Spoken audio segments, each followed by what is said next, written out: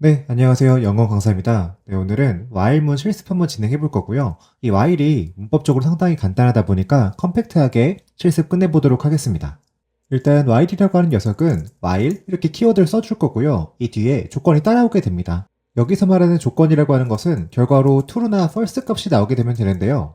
대표적으로 true나 false 값이 나오게 되는 것이 비교식이 그러했어요. 그렇기 때문에 비교식 하나를 써넣어 보겠습니다. 저는 여러 비교들 중 대소 비교를 진행해 볼 건데요. 그래서 왼쪽이 더 크다고 한번 해볼게요. 그랬을 때 좌변에는 2, 우변에는 5를 써넣겠습니다. 이게 참이냐 거짓이냐 물어보면 2가 더 작으니까요. 이건 false가 될 겁니다. 그랬을 때 이 while문 안에 있는 실행문이 실행되나 한번 테스트를 해볼게요. 저는 hello를 찍어줄 거고요. 이렇게 해놓고 실행 버튼 눌러보겠습니다. 자, 그러면 아무 일도 벌어지지 않아요. 프린트가 되지 않죠. 그래서 저희는 어떤 걸 확인해 볼 수 있냐면 이 while문 뒤에 있는 조건이 false일 때는 이 안에 실행문이 실행되지 않더라 라고 하는 것을 볼 수가 있었습니다. 자, 이렇게 false인 조건을 줘봤으니까요. 이번엔 true 조건을 한번 줘볼게요. 지금 이 조건에서 이 부등호의 방향을 우측으로만 꺾어주게 되면 5가 더 크니까 true가 되겠죠. 자, 이렇게 while 뒤에다 true 조건을 주고요. 이때 한번 어떻게 되나 한번 실행을 시켜볼게요. 자, 실행 버튼을 눌러버리면 이게 hello가 계속 찍히고 있는 거거든요. 지금 이게 끝난 게 아니라 계속 찍히고 있는 겁니다. 다시 말해서 이 while문은 무한 반복을 돌고 있는 건데요. 그 원리는 무엇이었냐면 이 조건이 참일 때 while문 안에 있는 실행 구문이 실행되게 되고요. 이 while문이라고 하는 것이 반복문이다 보니 이게 실행되고 끝나는 게 아니라 다음 회차를 돌지 말지를 판단할 거예요. 근데 다음 회차는 언제 도냐 하면 이 조건이 참일 때 또 돌아줄 겁니다. 근데 잘 보시면 이 조건은 변함이 없죠. 그렇기 때문에 계속 true가 될 거고요. 실행시키고 또 true니까 또 돌고 돌고 이렇게 계속 돌아가는 방식을 우리가 무한 반복문이다 라고 할 겁니다. 근데 이 무한 반복문이라고 하는 것이 항상 틀린 건 아니고요. 특정 프로그램에서는 필요한 경우도 있어요. 그런데 이게 알고리즘 문제풀이라고 하는 분야에서는요. 이게 무한 반복이라고 하는 게 허용되지 않습니다. 왜냐하면 알고리즘 문제풀이는 말 그대로 솔루션, 어떤 해답을 내놔야 되기 때문에 이 프로그램이 끝나야 돼요. 그래서 우리가 하고자 하는 이 문제풀이를 위해서는 무한반복문은 지양하셔야 됩니다. 그러면 이 무한반복 돌고 있는 while문을 어떻게 종료가 되게끔 세팅할 수 있냐? 그걸 차근차근 한번 볼 건데요.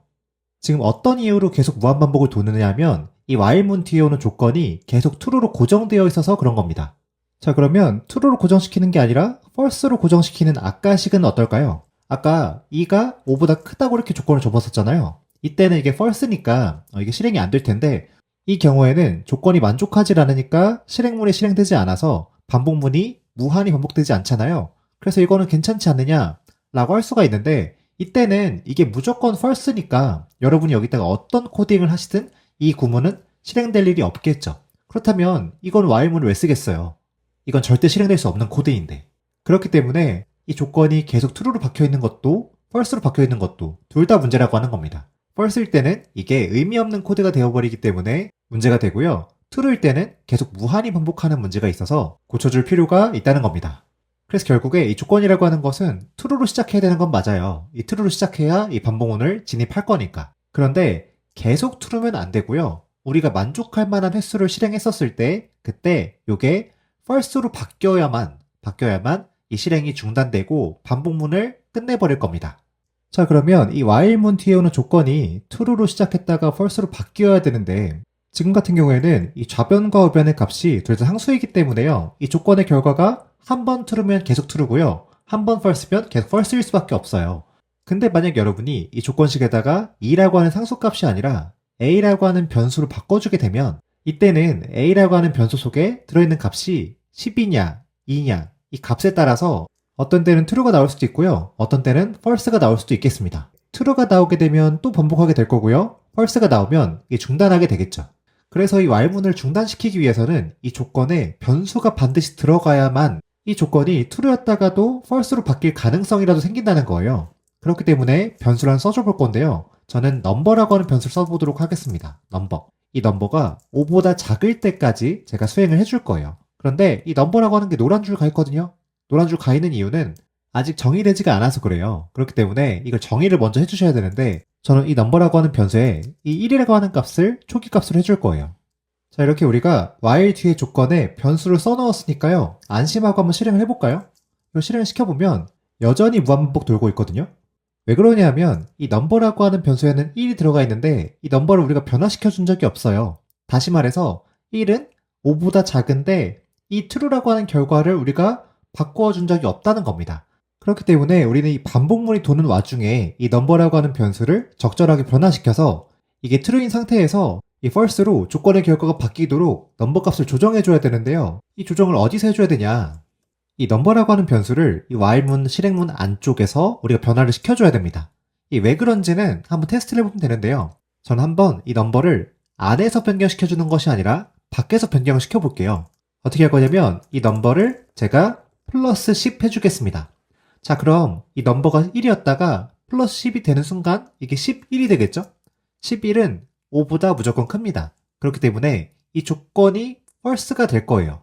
자, 이렇게 우리가 이 넘버라고 하는 변수를 이 조건이 false가 되는 방향으로 변화를 시키고 있으니까 안심하고 한번 실행시켜 보도록 하겠습니다. 자, 이렇게 실행을 시켜보면 얘도 역시 무한히 반복 돌거든요. 이 이유를 생각을 해보면 이 조건 검사를 하고 이게 참이죠? 아직 1이니까. 참이니까 실행 구문을 돌아서 헬로가 찍힙니다. 그리고 나서 얘는 아랫줄로 가는 게 아니라 다시 검사를 하게 돼요. 그렇기 때문에 여전히 1을 바탕으로 해서 5보다 큰지 검사하게 됩니다. 여전히 true죠? 그래서 또 돌고요. 또 돌고 또 돌고 이렇게 안에서 계속 머물게 되는 거예요. 이 반복문이 종료가 되고 밖으로 나와야지 플러스 10이 되는데 우리는 이 플러스 10을 만나볼 기회조차 얻지 못하는 거죠. 자, 그렇기 때문에 이 조건을 false로 바꿔주는 이 변화량은요, 이 실행 구문 안에 들어와 있어야 돼요. 예를 들면 지금 이번에 넘버를 안쪽으로 한번 들여볼게요. 이렇게 안쪽으로 들여 써주면 이게 통째로 실행 구문이 되는데요. 이번엔 헬로우를 몇 번 찍어내나 봅시다. 지금 계속 무한반복 돌고 있는 거 끄고 싶을 때는요, 여기 우측에 휴지통 버튼 있죠? 이거 터미널 죽이는 버튼이거든요. 그래서 이거 눌러주시면 꺼집니다. 그런 다음 우리가 수정한 코드 버전을 한번 실행시켜 보도록 하겠습니다. 자, 그러면 헬로우가 한 번만 찍히는 걸 볼 수 있어요. 이게 왜 그러냐면 처음엔 1이었으니까 1과 5 중에 5가 더 크죠? 그래서 헬로우 찍어냅니다. 찍어낸 다음에 넘버가 11이 돼요. 그때는 우리가 끝나는 게 아니라 검사를 한 번 더 할 겁니다. 더 하는데 이번엔 1이 아니라 11이 되어 있겠죠. 이때는 11이 5보다 작으니까 전체적으로 조건의 결과가 true였다가 false로 바뀌게 돼요. 그래서 반복문이 중단이 되고요. 중단이 되니까 밖으로 나가는 겁니다. 나갔더니 코드가 더 없죠? 그래서 프로그램이 끝난 거예요. 드디어 이렇게 무한반복하지 않고요. 이 특정 횟수만 돌아주는 반복문을 세팅하게 된 겁니다. 자, 그래서 이 while문을 쓸 때 여러분이 무한반복하지 않도록 세팅하는 세 가지 조건을 써봤는데요. 일단은 조건에 들어갈 변수를 세팅해줘야 되고요. 지금 같은 경우에는 넘버라고 하는 변수를 세팅해줬습니다. 두 번째로는요. 이 변수가 포함된 조건을 명시해줘야 돼요. 그리고 해당 변수가 변화되지 않는다면 이 조건은 변하지 않겠죠. 그렇기 때문에 조건에 사용되는 변수를 변화시켜줘야 되더라 라고 하는 건데 이게 중요 포인트입니다. 이게 처음엔 true였다가 false로 바뀌는 방향이어야 돼요.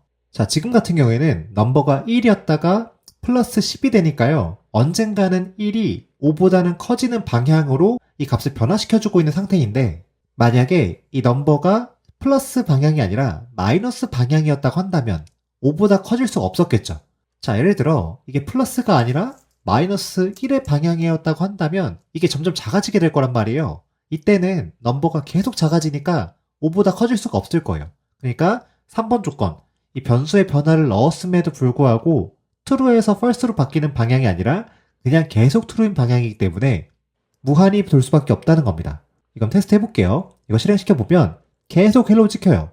왜냐하면 넘버가 5보다 커지는 순간이 올 리가 없기 때문에. 자, 그럼 이런 것도 한번 해볼까요? 제가 프린트 헬로우를 5번 찍어주세요 라고 했어요. 그러면 어떻게 변화를 시켜주면 되냐?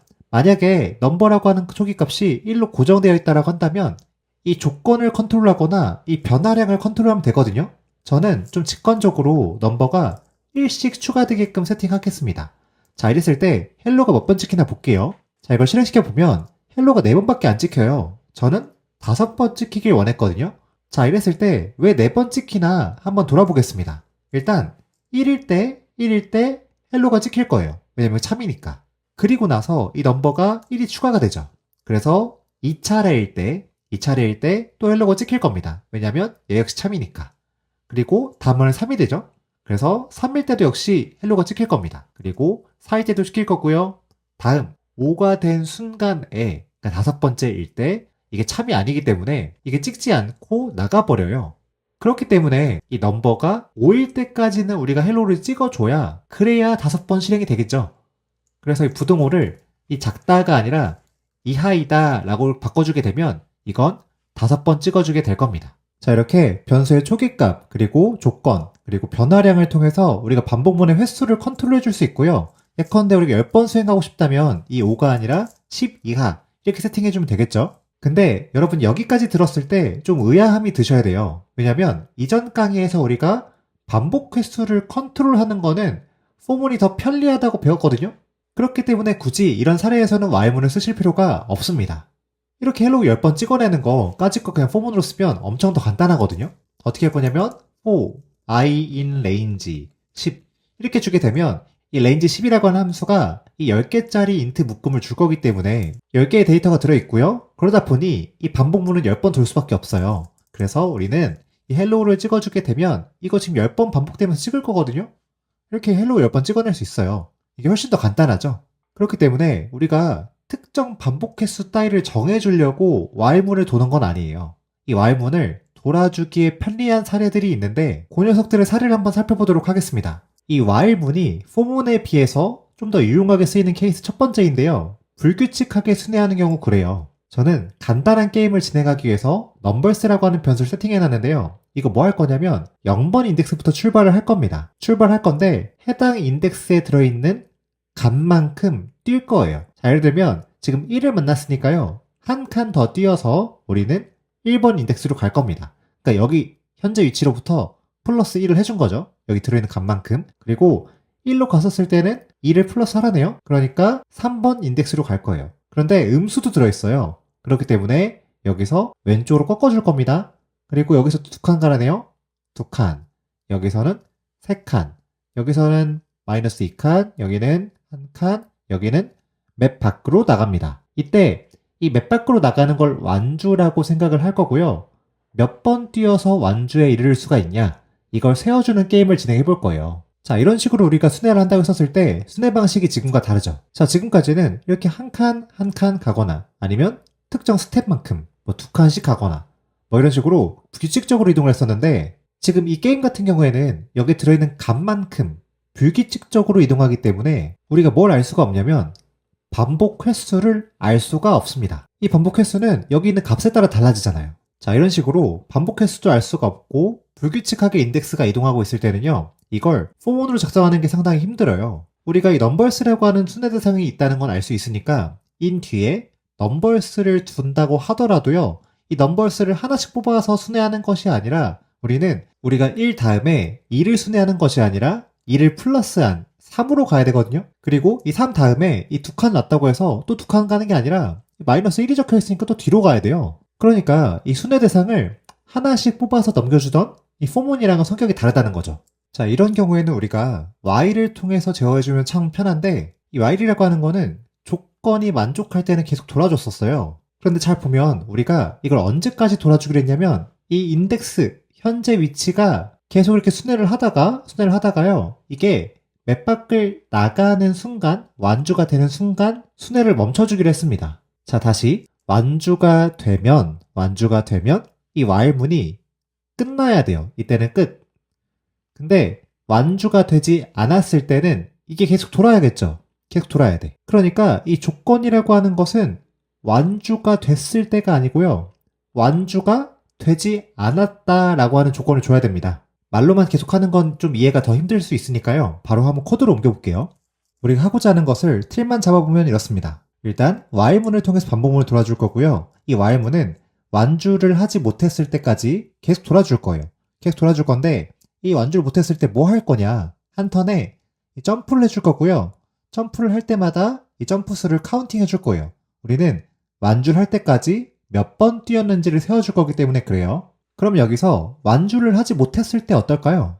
완주를 하지 못했을 때는요. 현재 위치 인덱스가 이 넘버스가 제공하고 있는 인덱스의 최대 길이보다는 작아야 될 겁니다. 다시 말해 이 넘버스가 0번부터 이 7번 인덱스까지 제공하고 있잖아요. 근데 현재 위치를 idx라고 한다면 이 idx가 0부터 7 사이에 있어야 된다는 거예요. 이때는 우리가 이 맵 안에 아직 인덱스가 있기 때문에 완주를 못했다고 판단할 수 있겠죠.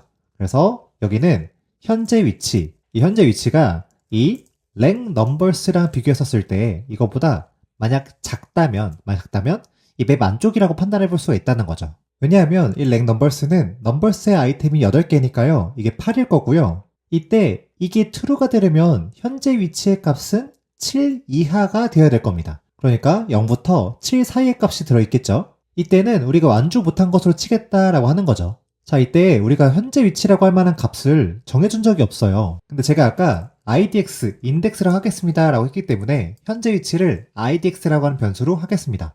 근데 제가 몇 번 인덱스부터 출발하기로 했냐면 0번부터 출발하기로 했기 때문에 0이라고 하는 값을 초기 값으로 하겠습니다.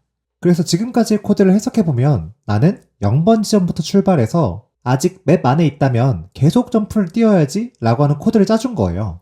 근데 아직 점프를 뛰고 있진 않기 때문에 이어서 1번과 2번을 코딩해 주도록 하겠습니다. 일단 점프를 뛴다는 건요, 이 idx, 현재 위치 값을 우리가 이동시켜 준다는 겁니다. 근데 우리가 얼마만큼 이동시켜 주기로 했냐면 우리는 해당 위치에 적혀 있는 값만큼을 띄워준다고 했어요. 그렇기 때문에 우리가 인덱싱을 통해서 값에 접근해야 되고요. 그래서 이 numbers라고 하는 변수에서 인덱싱을 해주면 되는데 이 인덱스 뭐가 들어가면 되냐면 현재 위치가 들어가주면 되겠죠. 그래서 이걸 해석해보면 현재 위치를 이동시켜 줄 건데 얼마만큼 이동을 시킬 거냐, 내가 이 numbers에 들어있는 현재 위치에 들어있는 그 값만큼을 띄워주겠다라고 하는 겁니다. 자, 이렇게 점프를 띄웠다면 우리가 이 점프를 할 때마다 카운트를 1씩 추가시켜줘야 되는데 이 카운팅을 해줄 변수도 우리가 마련을 한 적이 없어요. 그렇기 때문에 이 카운팅 변수도 세팅을 해줄 건데요. 여기 반복문을 돌기 전에 카운트를 주도록 하겠습니다. 카운트 점프 이렇게 해줄까요? 요거를 처음엔 0회, 아직 뛰기 전이니까 이 0이라고 하는 값을 줄 거고요. 이 점프를 뛸 때마다 이 카운트 점프를 가지고 1씩 추가를 시켜줄 겁니다. 그러면 완주하기 전에는 계속 돌아주면서 점프하고 추가하고 점프하고 추가하고 이게 반복될 거예요. 반복이 되고 나서 이 완주를 하고 나면 이 idx, 현재 위치가 맵 밖으로 벗어나게 되면 이 반복문이 종료가 될 거고요. 이때 카운트 점프를 한번 찍어보면 완주를 할 때까지 몇 번 점프를 뛰었는지 출력이 될 겁니다. 출력 결과 8이라고 하는 값이 나왔는데 이 8이 맞나 실제로 한번 해볼게요. 자, 여기서 출발하고요. 한 칸 이동하라고 했으니까 한 번 뛰었습니다. 한 번, 그 다음 2번, 3번, 그 다음 4번, 5번, 6번, 7번, 8번째에서 우리가 웹 밖으로 나가는 걸 확인해 볼 수 있었어요. 그래서 8번 잘 센 걸 볼 수 있죠. 자, 이런 식으로 특정 데이터 묶음을 불규칙하게 순회하는 경우에는 while이 훨씬 편하더라. 한번 살펴봤습니다. 자, 이어서 while문이 유리한 케이스 두 번째는요. 특정 상태가 감지될 때까지 반복하는 경우에 그래요. while문에 특정 조건을 준다고 했었을 때 이 조건이 그냥 조건이 아니라 상태를 주고 싶은 거예요. 상태. 자, 예를 들면 우리가 에어컨을 틀었을 때 이 온도를 25도로 세팅해놨다면 우리가 세팅한 25도보다 높았을 때는 바람이 나올 겁니다. 시원한 바람이. 그렇기 때문에 우리가 에어컨에 들어가는 어떤 소프트웨어를 만들 때 이 시원한 바람이 나온다는 것도 역시 반복 작업일 거잖아요. 그 반복 작업이 언제까지 수행되어야 됐느냐 라고 물었을 때는요. 25도, 세팅된 25도보다 높을 때는 계속 바람이 나와야 될 겁니다. 특정 상태가 감지될 때까지 반복될 거고요. 그런데 여기서 이 25도는 언제 달성될지 몰라요. 그렇기 때문에 반복 횟수 역시 모르는 상태가 됩니다. 이때 사용되는 것이 바로 while이다 라고 하는 거죠. 딱히 반복 대상이 있는 건 아니고요. 특정 상태가 감지될 때까지 반복하는 작업, 이럴 때는 우리가 while문을 쓰더라. 자, 이렇게 또 말로만 하면 이론 시간이랑 별 차이가 없으니까요. 코드로 한번 짜보겠습니다. 저는 어떤 상태일 때까지 반복문 돌아줄 거냐면요. 이 끝이라고 한 텍스트가 입력이 될 때까지 반복문을 수행해 줄 겁니다. 이걸 입력할 때까지 반복을 해줄 거예요. 그러면 while을 써줄 거고요. 우리는 데이터를 입력받을 거니까 인풋을 통해서 값을 받아줄 겁니다. 근데 이 데이터가 언제까지?